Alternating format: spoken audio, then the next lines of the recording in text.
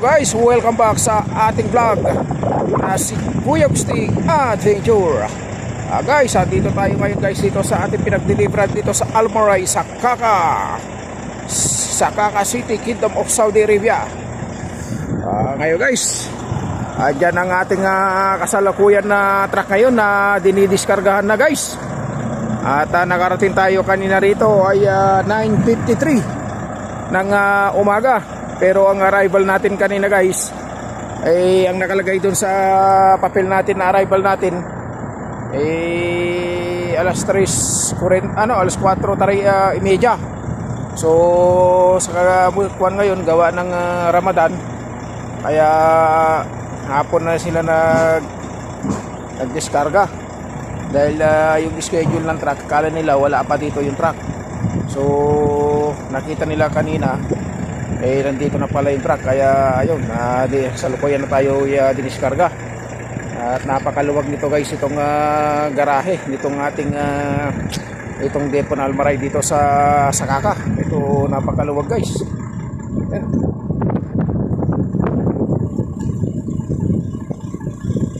Paluwag niya guys. Yan, nadiskargaan ng manok. Yan. Ito naman kabila, tinapay. Ito, tinapay. Diskarga na tinapay ito. Tapos, diskargahan ng gatas.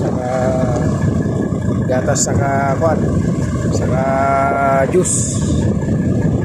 Pagkanta guys ng ating truck na yan, no? Napakalinis, napakapuli. Napakarami guys ang napakarami ng ano tayo, no? Crates. Pera yung guys, pera. Swerte ng magkakarga dyan na backload. Ayun, no? Crates, dami. Backload yan, gatas yan. Yung crates ng gatas sa juice. Guys, napakaganda ng truck natin. Ngayon lang natin pinandar dahil malamig yung aircon kaya masarap matulog kanina. Napakaganda niyan guys, oh. Alright.